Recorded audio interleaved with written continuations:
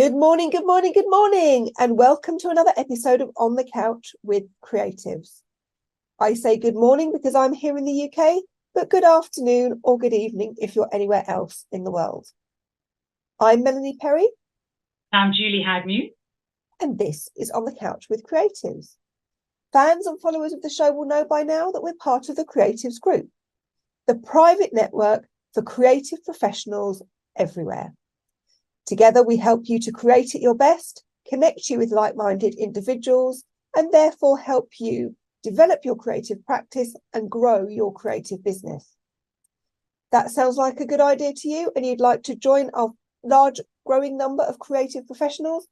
Please don't hesitate to reach out to us after the show. We'd love to hear from you. But as I say, this is On the Couch. So Julie, who do we have on the couch today? So today we are talking to Amy Slade, and she is a production hair and makeup artist. She's based in London, but obviously, she's worldwide.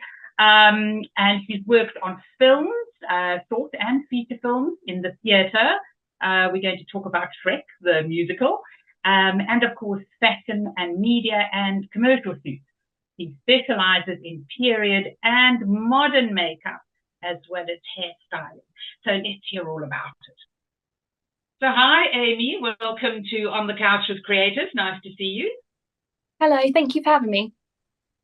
Well, this is Melanie, and I'm Julie. And we've been reading your bio, and it sounds so interesting. And I mentioned just before you came on that you worked on Shrek, the musical.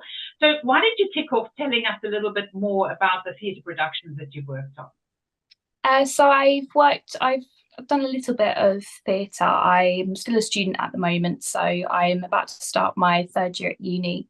I'm studying the design and application of hair and makeup for production, which is a little bit of a mouthful. But we get a lot of opportunities where we get to work with different industries. So I've managed to be able to get my foot in a little bit of film, a little bit of theatre. Last year I did Shrek the musical, the amateur theatre production in Southend. I don't know if you know where that is. But we got to work with the cast. There was a lot of prosthetics, a lot of green face paint. And I learned what it's like to work on a theatre production because it's very different to film. So I was in charge of Baby Shrek. So we had ball caps to cover hair, prosthetic ears that we'd put on, all of the cast. I mean, there was lots of different characters, and it's just really fun to work on something a bit different to film. But that takes hours, doesn't it, to put a script together? Yeah, so I think we had about 2.5 hours. There was about 30 makeup artists, so for everybody there was about 2.5, 3 hours before each show. Did you say 30? 2.5 hours, 2:30. 30 makeup artists? Yes. Oh, my word. And you were one of them? Yes. Very labour intensive. And you meet stars when some stars have been working on films, actors, and they said, I was in the makeup chair for like 4.5 hours, when they're doing, making up to be older or aliens or whatever. Yes. But when did you, obviously you're still very young and your career is just blooming, which is marvellous. When did you, at what point in your schooling, I guess, did you think, right, this is something that I would really like to do, rather than, be an artist or a graphic designer or anything that's a little bit more, I guess, mainstream? When did you think, I'm going to go and paint people for a living and make wigs and do the showbiz stuff? I don't really have. I feel like there's a lot of people that it's been their destiny their whole life and they knew that they wanted to do it. I've always been creative, so I knew I wanted to do something within that industry. But I sort of just finished school and I didn't want to go to sixth form and I didn't want to do A-levels. And I was torn between doing theatrical makeup for production in college or animal management. I really love animals as well. So I was sort of torn between those two. And I ultimately chose, obviously, makeup. And then I've just stuck at it. And the more years I've put into studying it, the more I've learned and realised there's actually so many doors that you can go through. yeah, and I just love it more and more every year that I'm studying it. Yeah, because there are just so many avenues, as you said. You have film, you have theatre, the commercial shoots, ads, the media, newsrooms, all that kind of stuff. Yeah, definitely. So how do you start? So you finished school, and then where did you go? So I went to college. It was during the lockdown, actually. So I remember my first year was quite practical. It was very much the basics. So it was just learning the basics of applying makeup. There's a lot that goes into health and safety, like working with different ages. So working with children is a lot different to working with adults. Second year was more, so I had like my first ever lessons in special effects. So we worked with a lot of silicone products, and we'd make like bullet wounds and like lacerations. But it was just a little bit more difficult because it was COVID. We couldn't go into the classroom and sort of learn from there. So it was a lot of working from home, a lot of research and writing. And then I decided to go to uni on my third year. It's probably one of the best decisions I ever made. I don't think it was till uni I really put my everything into it. I've really enjoyed every module that we've done, being able to create something that's my own or work with people that I've met through the uni or through jobs that have come from my lecturers. I'm very lucky that a lot of it has stemmed from that. So yeah, it's definitely one of the best decisions I've made. Well, that's the thing when you work on film or theatre productions, you meet people, you network, you get to know them, they become friends, you work well together, and in the next production, that one's on or that one's on, they will say, oh, I know, get Amy in. And that's how it goes. It just grows organically, doesn't it? Such a career. Yeah, you don't realise how closely binded the industry actually is. Like you'll meet someone and then they know someone that you've met, and like it's just one big network. You don't realise who actually knows each other. Yeah. And that's why it's very important never to gossip or say horrible things. No. Backs. Yeah. Definitely. Yeah. And people think that the film industry, they're thinking, oh, it's a big, wide. It's not. It's very tight. And people, especially, I'm from a Disney background, and Disney, whether it's in the film or in the offices, Disney like what they know and who they know. And there are so many people that sort of left Disney to maybe go and do other things, but they always come back because Disney's a lovely company to work for.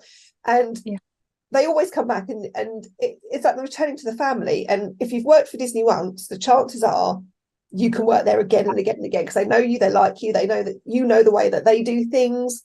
And it's very nice, but you really do need to get your sort of foot in the door and make friends, make lots of friends. I do think it's once you meet the teams that you get on with, they can then put their trust into you, and then you are called you're called back for future productions. So that's definitely true. Mm-hmm. Well, I was in television news, and I was a news anchor in South Africa, and our makeup artists, they could make or break you. You know that. You can make somebody like that. For sure.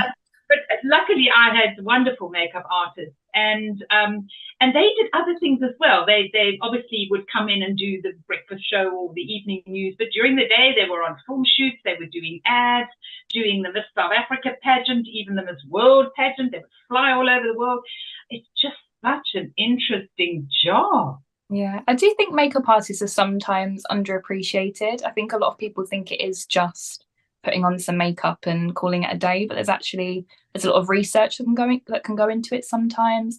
There's a lot of hours, there's like setups, like packing everything away, having kits ready for specific things. I do think sometimes people don't realise how much actually goes into it.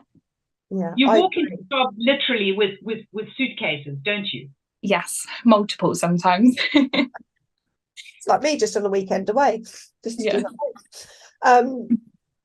No, but it's true, and I think that there are quite a few roles I think that are undervalued in the film industry, makeup artistry, and also VFX artists, and that's something that we'll touch on, because with CGI and special effects, do you feel that the scope for working on film with prosthetics is shrinking because people are now doing it digitally rather than wanting to have those model things. And so, I mean, somebody of your profession will always do really well in theatre and live action and art installations and all of those kind of things. And they'll always need the makeup for people in film to make them look beautiful and wonderful. But the alien creations or the burns or the things that, you know, you used to be able to do on film, they're all being digitally produced now. So how do you think that affects you or your industry?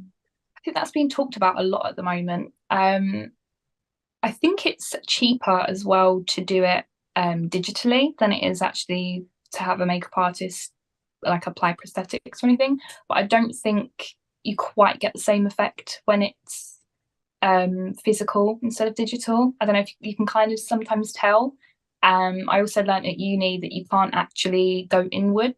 So that is usually, so for example, with Harry Potter, Voldemort, his nose isn't there. You can't create something with a prosthetic that's under the skin, if that makes sense. You can only put things on top.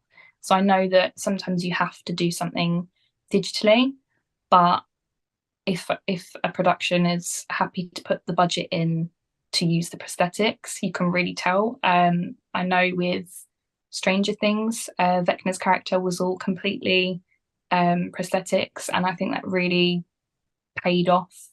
That you could tell, like down to every, like separated each of the body parts to make it so it was malleable to the body. But I don't know. I hope it doesn't take away from it, but I think it's always better when it's makeup. Yeah, I remember reading a story, this was years ago, because I've always been fascinated by your industry, and if things had gone differently, maybe I'd have got into it. I remember being at college and I missed a trip because I was ill and I was so gutted, and they went around Grease Paint, the college that is for wig making and everything that they usually go on to BBC and whatever. I mean, I was desperate. I was still desperate to go around and see it, and I'd have loved to do that, because I would have loved to have made like gory stuff and things. And I read an article in the Daily Mail like years ago of a lady who worked on Casualty, and she was a like makeup effects artist. And I remember her saying, the article, and I was sitting at the Sunday lunch, and the chicken was on the table, and the family were devouring, and after the chicken had been carved, it was just the carcass kind of left. And she was looking at it thinking, I'm going to use that. I can use that to make a really good broken bone, because you had to mock up something for where on Casualty somebody had a road accident and their leg had broken and the bone was sticking up through the flesh, She grabbed her chicken dinner off the Sunday table and did it all with, and I thought, God, that's really cool. And and I've always been interested in how the creative mind, can take something from like the dinner table, I'm going to put that and turn it into a mangled broken leg, and with blood and guts everywhere. Yeah, we do. We take a lot of.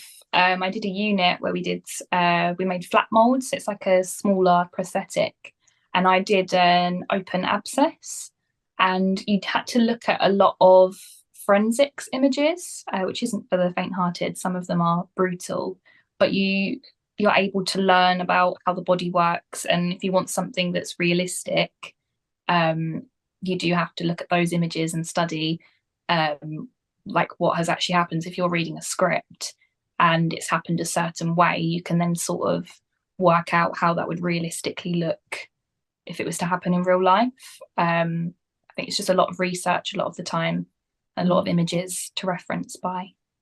Right, yeah. So what do you prefer, though? Do you prefer making people look grotesque and putting on prosthetics and making these monsters, or do you just like to do the makeup and the hair and make people look absolutely beautiful?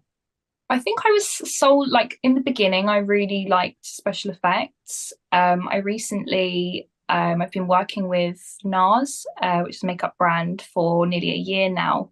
And I think working there has made me grow a bit more of a love for fashion and editorial. I wasn't anti fashion before, but I didn't really go into it, look into it enough or do it enough. And I think that's quite like both. It kind of depends on how I'm feeling, but I've definitely grown to love the prettier side of it more recently, whereas in the beginning I was more into like monsters and special effects. I love, two bows to your arrow, that you can do either, really. Yeah, for sure. I love the makeup that are on all the period dramas, especially things like Poirot and Miss Marple, for example. It's set in a certain era, and the original Poirot series, they all are in these lovely, and you have to be so skinny if you're a girl to be able to act in one of those things, because these outfits are just so delicate, and the girls think, gosh, she must be her waist is about that big, but their faces are just done in this beautiful period makeup. I think, God, it'd be so lovely to have a face like that. And I always look at the makeup and think, God, that makeup is so lovely. And her skin is so perfect and her eyes are so bright. Yeah, period is one of my favorites. I think I do love researching things before. I really love the 60s and I really love the 70s. I've more recently got into more of like the 90s period, but I do love, I think period is my favorite kind of makeup at the moment. You're getting old when a makeup artist says, I really like period makeup. The 70s or 80s or 90s. I was thinking she's talking about the 1870s, the 80s. No. 1880s. You're doing a period costume, like a costume, period costume piece. Have I got that correct? Like a Jane Austen. The makeup would be so minimal because they just didn't wear makeup in those days. No, yeah, that's a whole other art in itself. Is like a no makeup. To do a full face and make it look like you're not wearing anything, it's actually more difficult than you might think. To literally make it look like there's nothing on the face. But I would imagine that the 1960s is a fun period to do, because you've got all that heavy makeup, the huge big eyelashes, the twiggy hairstyles, so the go-go boots, all that era. Wow. Yeah, no, I do love everything about the 60s, the big hair, the mini skirts. I love Twiggy, I love Patty Boyd, the fashion. It's one of my favorites. I do take a lot of inspiration from the 60s. You have, talking about hair, you have made a wig as well, haven't you? I know you've made at least one, so we've got to take some pictures of that. Did you enjoy the process? Is it difficult to make a wig? I didn't realise up until that point how many hours actually go into making just one wig. So that only if there's a series and they need 20 wigs. It took me about 4 months to make that wig. I took a lot of inspiration from Pamela Anderson. I know Pam and Tommy, the series on Disney came out around that time, and I'd read her book and watched her documentary, and I was obsessed with like her like life in the 90s. So yeah, I made a wig inspired by like her updo, and you learn a lot, I think, physically and mentally. You have to have the determination to finish it. I was spending all hours of the day, all hours of the night, knotting every single individual hair into that wig. And it's like learning, because the hair was up, you had to sort of work from the centre of the crown and work your way outwards so that the hair would naturally, like, you could knot it upwards, if that makes sense. So if the hair was down, you'd be knotting it down so you could still style it properly. I learned how to block the wig onto a head, how to measure the head. It was like I've got such respect for wig makers, because I don't think I'd have the patience to have just that as a full-time job. There was hundreds of hours that went into making that wig, but it was worth it. Is that something you'll do again, or would you rather work with just makeup and prosthetics and real hair? I think I'd definitely do it again, but it would just be a long period of time. So I think it'd be one of those things where I'd have to focus solely on that. I couldn't do multiple things at once, because I did enjoy it, but it was just so many hours.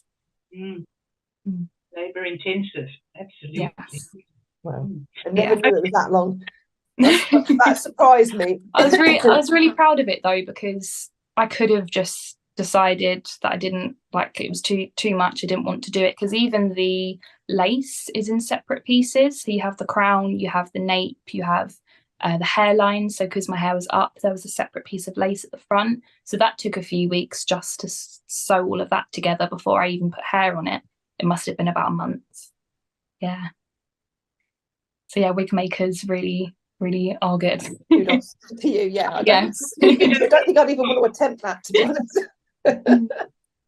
No, that's admirable. I wouldn't know where to start, really. Just thinking about the shape of the head before you even get to the hair and the hairstyle.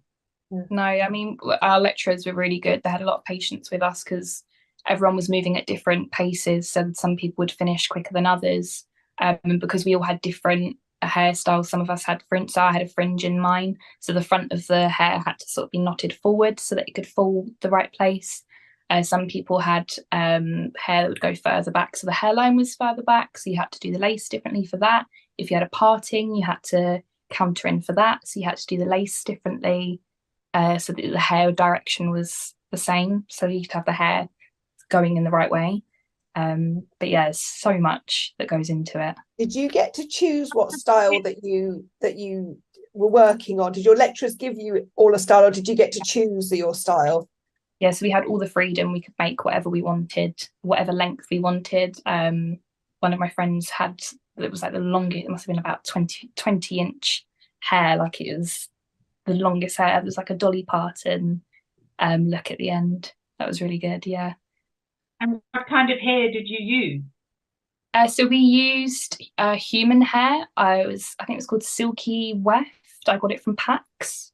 In London. That was another thing. It's quite expensive to make a wig. I think it was about £100 for a pack of hair, and I think I used 3 packs, and then you had to get the lace as well to make the base for it, and then you had like the block for the head, like the block for the wig to go on as well. So there's a lot of pieces of kit that you'd use as well.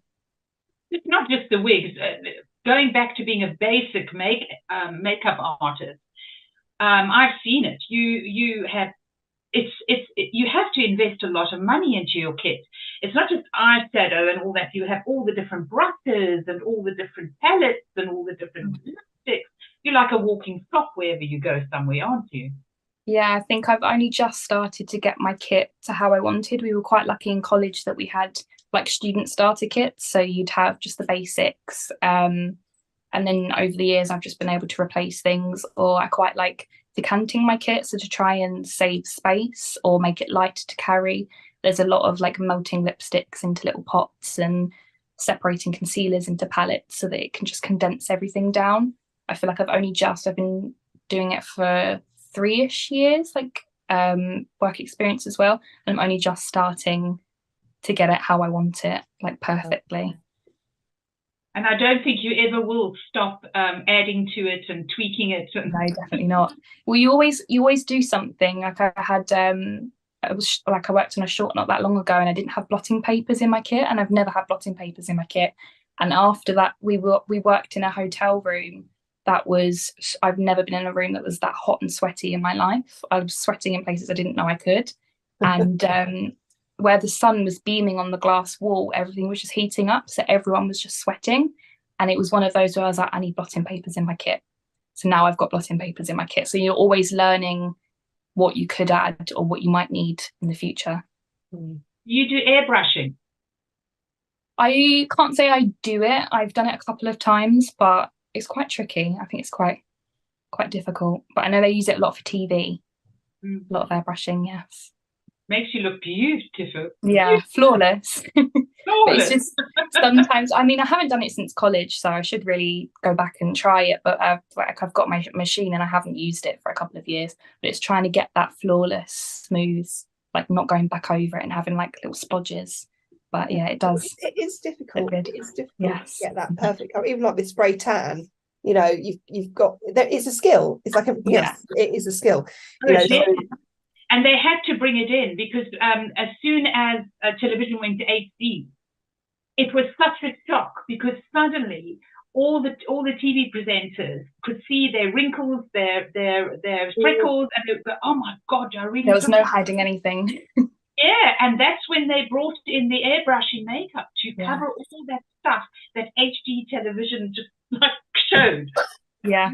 No, I know there's a lot of mixing as well. You have to mix a lot of different tones. If you're doing like somebody's skin tone, there's a lot of like trial and error with getting the right colour. I've done it more for turning into characters. I think I did the Grinch in my second year at college, so it was a lot of green. I remember doing that with my airbrush, but it was just, I remember it being quite difficult getting like an even wash without it being like patchy in areas.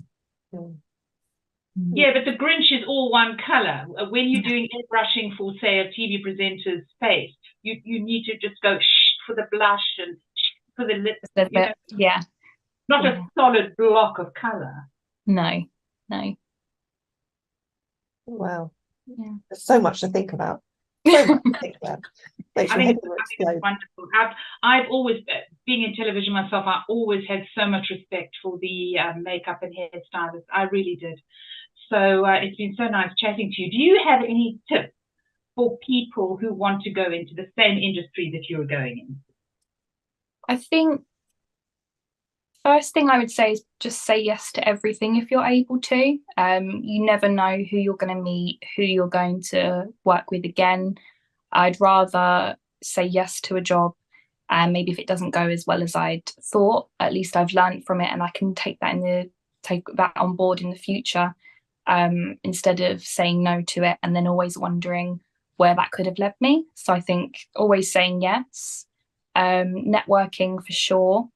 Helping each other out, I'd say as well. So I've been able to make a lot of friends in the industry, so that in the future, if they need a makeup artist, they've been able to put me in to their group. And then, say for example, I've worked on something and we need someone for sound, I've been able to help them as well by putting their name forward. So it's always helping each other out, building more experience, meeting more people, and I think just keep making things, just keep doing what you need to do, be patient, even if you don't think, like there's been things before where I've been like, oh, I've never done that before, and you walk into set and it's the first time you're ever doing it. Just keep doing it. Don't put something down or turn something down because you're worried about what might happen. I think just keep doing it and say yes and just keep trying.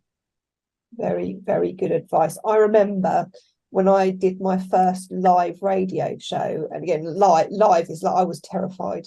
It's a sport. I had my own sports show for a couple of years, and I ended up becoming an award-winning presenter for the said sports show, which was fantastic. But the first one, my God, I was ill for about a week afterwards. I went into a flu-like state because my adrenaline was so high doing that first broadcast, and that first broadcast was the worst, most rubbish, awful show that anybody in the history of the world could have listened to.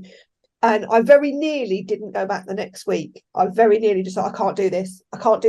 What was I thinking? It was horrendous. Oh my God.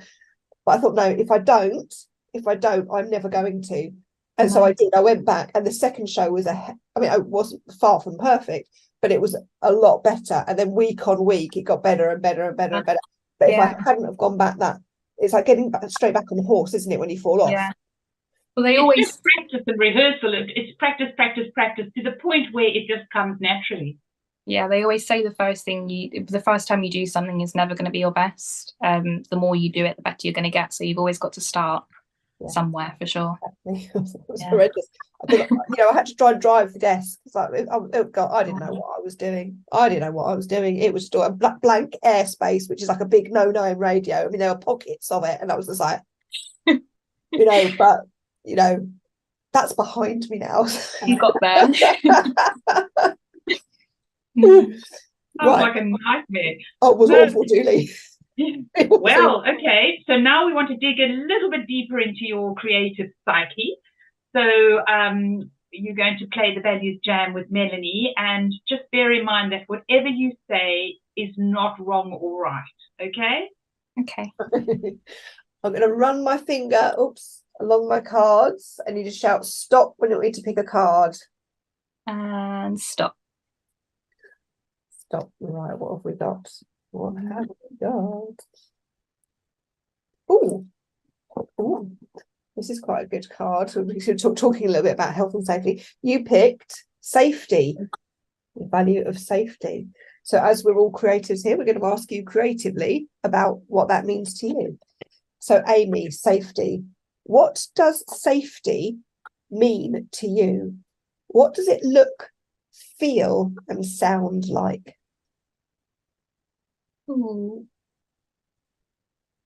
I think always just making sure who you're working with is comfortable. I mean, if you think about it quite literally, it's always making sure if they've got no allergies, you're always using the right products, you take in consideration if they're like, for example, vegan, or they have a certain religion and they can't use certain products, or they don't want to. We'll always have to respect that.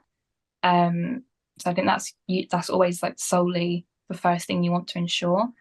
And I don't know, I feel like a lot of the time actors or cast that you work with, they find a bit of a safe space with makeup. It's like they're there at the start of the day.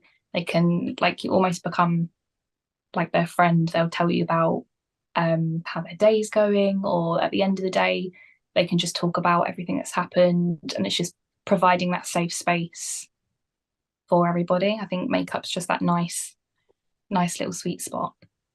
It is. It's a safe little bubble, and the trust builds up between you. And you have to actually be quite careful, because you don't know if you are a makeup artist that the presenter is a gossip, or the presenter that the makeup person is a gossip, and you don't know that what you say in your safe little bubble in the makeup room will go out to the wider world. So you still have to be quite careful about that. Oh yeah, for sure. Yeah.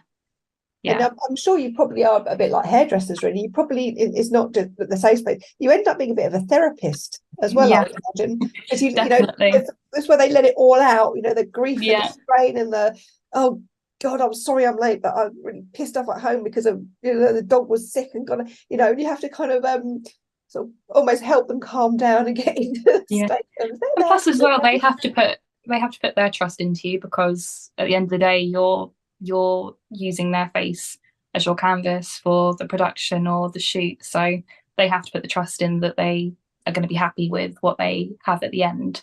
So yeah, it's quite a nice relationship to have. Yeah. And what is safety, not professionally, but what is it personally? What does it smell like? Smell? Yeah, it had a smell. When you feel all safe and cozy in your safe spot, what conjures up in your mind? What does it smell like? What does it look like? I think maybe quite clean. I live near the sea, so I quite like, that's like my safe spot when I need to just like clear my head. I quite like the smell of the sea. Maybe just like if I was to have a candle, like just a clean cotton, sea salt, something like that. I think safety, quite serene, I think. Yeah, safety is serenity, isn't it, really, when you're not stressed and you're in that zone and you feel completely calm and comfortable. Absolutely. I love that. I love being by the sea as well. I do. I know Julie's much nearer the sea than I am. I'm in Bath, so I'm not near sea. But I love being by the sea, and they say that smell and the invigorating breeze. It's, yes, you can't be stressed by the sea. I think that you just can't. No. Even when it's stormy, it can be invigorating. Yeah. Amy, it's been wonderful to talk to you, and thank you for coming on the couch with us, and we wish you all the best in your future career, and please stay in touch, and onwards and upwards. And to you too. Thank you so much for having me.